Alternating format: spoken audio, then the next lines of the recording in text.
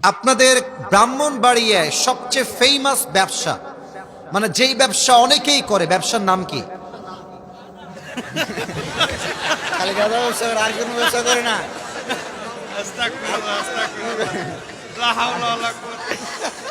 জীবনের প্রথম এরকম একটা উত্তর পাইলাম। বললাম যে কিসের ব্যবসা, বলে গাঁজার ব্যবসা। এখানে কেউ কি গাঞ্জাখোর আছে নাকি রে ভাই? হ্যাঁ, গাঞ্জাখোরকেই মেয়েরা বেশি পছন্দ করে, দাড়িওয়ালা পছন্দ হয় না যুবক ভাইরা। আর গাঞ্জাখোরকে পছন্দ করে কারা? যারা আইফোন 16 প্রো ম্যাক্স পর্যন্ত জন্য কক্সবাজার চলে যায় তারা। আল্লাহ হেদায়েত দান করুক, পড়েন সবাই আমিন। না না, গাঞ্জার ব্যবসা করা যাবে না ভাই। আল্লাহ হেদায়েত দান করুক, পড়েন সবাই আমিন। প্রিয় ভাইরা, হাসির ছলে ছিলাম, নাও ট্রাইং টু বি সিরিয়াস মুডে বলছি, আপনাদের হাসি স্টপ করেন। আমি স্পষ্ট ভাষায় ঘোষণা দিচ্ছি, যারা এই কসবার মাটিকে অপবিত্র করবার জন্য, ব্রাহ্মণবাড়িয়ার বদনাম করার জন্য গাঁজা, ইয়াবা, বাবার ব্যবসা করবে, এদের প্রত্যেকের বিরুদ্ধে মুসলমানদেরকে সোচ্চার হয়ে অ্যাকশন নেওয়া লাগবে যুবক ভাইরা আমার। এটাকে মজার ছলে নিলে এটা কসবার বদনাম হবে। আমার এই মাতৃভূমি, এটা পবিত্র মাতৃভূমি, আর এই মাটি আরো পবিত্র। এটা সাধারণ কোনো মাটি নয়, এটা গোলাম সরওয়ার সাইদি হুজুরের মাটি যুবক ভাইরা আমার। এই মাটিতে গাজার ব্যবসা চলবে না, ইয়াবার ব্যবসা চলবে না। যেই ঘরের ভেতরে কোনো যুবক বা তার বাবা বা তার যাই হোক না কেন, যেই গাজার ব্যবসা করবে, তার বিরুদ্ধে থানায় ইনফর্ম করে তাকে পুলিশে দেওয়া লাগবে যুবক ভাইরা আমার। আল্লাহ আমাদের সবাইকে সোচ্চার হওয়ার তৌফিক দান করে, পড়া আমিন। আচ্ছা, গাজা ছাড়া আর কোনো ব্যবসা কি এখানে নাই? আচ্ছা, আমি নিজে আপনাকে এক্সাম্পল দিচ্ছি। আপনাদের এখানে একটা মোড় দেখলাম, মোড়টার নাম কি গো ভাই? কদমতলি মোড়। আচ্ছা, দেখবেন যখন অনেকগুলো দোকান আছে না নাই? আচ্ছা, আমি কসবার ভাইদেরকে দুইটা অপশন দিচ্ছি, দুইটা। I will give you just two options, দুইটা অপশন, দেখি আপনারা কোনটা নেন। একটা হচ্ছে আপনার কসবার কদমতলিতে আমি আপনাকে দোকান করে দিব, পুরো মাস আপনি খাটবেন, যা ব্যবসা হবে 50-50, আপনি নেবেন 50, আমি নিব। কথা না বললে তো আমি কথা বুঝতে পারবো না। আপনি নেবেন 50, আমি নিব 50। আচ্ছা, আর একটা বিজনেস আমি আপনাকে দিব, সেটা হচ্ছে আপনি কাপড়ের বিজনেস করবেন, কাপড়, ড্রেস বিজনেস। সোশ্যাল প্ল্যাটফর্মে আপনি এটাকে প্রমোট করবেন, আপনার অফলাইনে অনলাইনে দুই জায়গায় প্রচার থাকবে। আনুমানিক আপনি 10 লাখ টাকা এখানে ইনভেস্ট করবেন, আপনার মাসিক প্রফিট হবে কমপক্ষে ম্যাক্সিমাম 2 লাখ টাকা। তো দোকানে আপনার লাভ হতো সর্বোচ্চ, সারা দিন বেচে, সারা মাস বেচে সর্বোচ্চ বেনিফিট হতো 30,000 টাকা, যদি ভাগাভাগি আমি করি তবে। তাও মনে হয় বেশি বললাম। তো এবার আপনি বলেন, আপনি কি 2 লাখ টাকা চুজ করবেন না 30,000 টাকা চুজ করবেন? 30 লাখ না 2 লাখ? কেন? বেনিফিট যেখানে বেশি, মানুষ সেখানে যায় বেশি। বিশ্বাস করেন, তাকওয়া এমন একটা ব্যবসা, যেই ব্যবসার রাস্তা শুরু হবে দুনিয়ায় আর ব্যবসা শেষ হবে জান্নাতে গিয়ে। আমি 3টা বেনিফিট বলবো তাকওয়া, যাতে করে আপনারা তাকওয়ার বিজনেস করতে আগ্রহী হন। নাম্বার 1, আল্লাহ তাআলা বলছেন তাকওয়ার ব্যাপারে কোরআনের ভিতরে 28 নম্বর পারা, ওয়ামাইয়াত্তাকিল্লাহা ইয়াজআল লাহু মাখরাজা।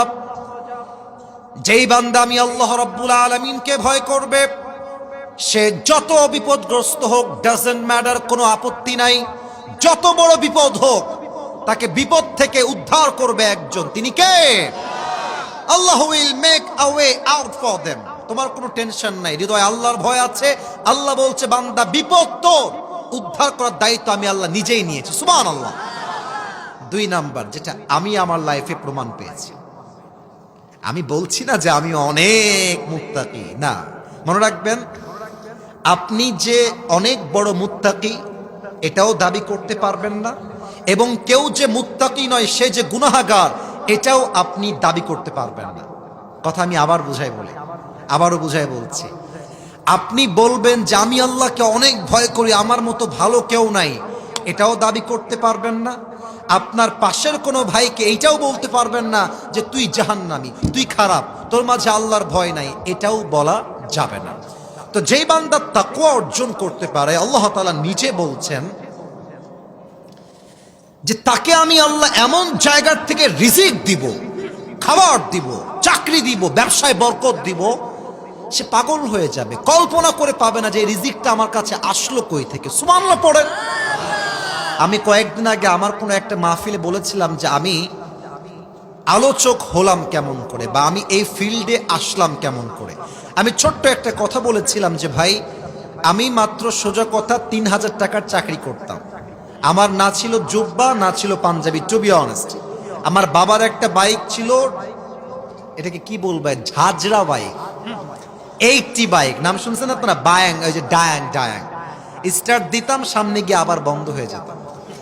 একটা সময় গিয়ে এত বিরক্ত হয়ে গেলাম, আব্বাকে বললাম যে আব্বা তোমার বাইক তুমি রাখো, এই আন্ডা আমি চালাইতে পারবো না। বাইকে তেল ভরবো, টাকা ছিল না। সত্য কথা, আল্লাহ সাক্ষী। ইভেন আমি যে ওয়াচ করব কারো সামনে, জুব্বা যে এত খারাপ ছিল, সব জুব্বা পড়তে পারতাম না। আমার আব্বা যদিও মাশাআল্লাহ সচ্ছল ছিলেন, বাট সবাই মিলে সংসার তো, খুব বেশি যে জামা কিনবো সে অ্যাবিলিটি ছিল না। এখন যে আমার জুব্বা কতগুলো আমি আপনাকে গুনে ছাড়া বলতে পারবো না, গুনতে হবে। এই যে কোটি, এটা অনেক, আমি ভাই শো অফ করছি না, ওয়াল্লাহি আল্লাহর কসম। আমি বলতে চাচ্ছি আপনার ভরসা হবে আল্লাহর উপরে, আপনার আশা হবে আল্লাহর উপরে। আপনাকে আল্লাহ এত পরিমাণ দিবে আপনি কল্পনাই করতে পারবেন না, ঠিক কিনা বলেন? তো আপনারা সবাই তো আজহারী সাহেবের নাম শুনলেন একটু আগে। এই মানুষটার জন্য আমার জীবনটা চেঞ্জ হয়েছে। আমি দেখেন, আমরা সবাই আগে এরকম ভাবতাম না যে হুজুর মানে আনস্মার্ট, হুজুর মানে খ্যাত, হুজুর মানে কিছু বোঝে না, হুজুর মানে টুপি থাকবে একদিকে, জুব্বা থাকবে ছেঁড়া, পেছন থেকে পাছাও দেখা যাবে। শুনতে খারাপ লাগছে তাই না? এরকম মানুষ মনে করে যে যার লুঙ্গি যত ছেঁড়া, যার জুব্বা যত ছেঁড়া, সে মনে হয় বেশি আল্লাহওয়ালা। না না, তাকওয়া মানেই জামা ছেঁড়া হবে তা না। তাকওয়া মানে আপনি হবেন স্মার্ট, আপনার সম্পর্ক দুনিয়ার সঙ্গে নয়, সম্পর্ক হবে একজনের সঙ্গে। তিনি কে? তো আজহারী সাহেবকে দেখে আমি চিন্তা চেঞ্জ করেছি। আমি কিন্তু ইংরেজি ভাষা মোটেও ভালো করে জানতাম না, টু বি অনেস্ট। এখন আমি ইংরেজি ভাষায় অনর্গল কথা, যে কোনো জায়গায়, আমি আবারও বলছি, আমি শো অফ করছি না, যে কোনো জায়গায় আমি নিজেও ইংরেজি ক্লাস নেই, মাঝে মাঝে ক্লাস নেওয়ার সুযোগ হয়, 1 ঘন্টা 1.5 ঘন্টা ইংরেজি বক্তব্য দেওয়া লাগে। তো কেন বলছি জানেন? আমাদের এই দেশের সিস্টেমটা হচ্ছে, যদি কোনো আলোচক যুবকদের কাছে প্রিয় হয়ে যায়, দেখবেন সেই আলোচকটা হুজুরদের কাছে অপ্রিয় হয়ে যায়। এই যে আজহারী সাহেবের মাহফিলে 10 লাখ 20 লাখ লোক হচ্ছে, ও কসবার ভাইরা, আপনারা তো আমার ভালোবাসার মানুষ, আপনারা বলেন তো এই 10 লাখ লোক কি ভাড়া করে আনা আদৌ যায়? তো যারা বলছে এই লোক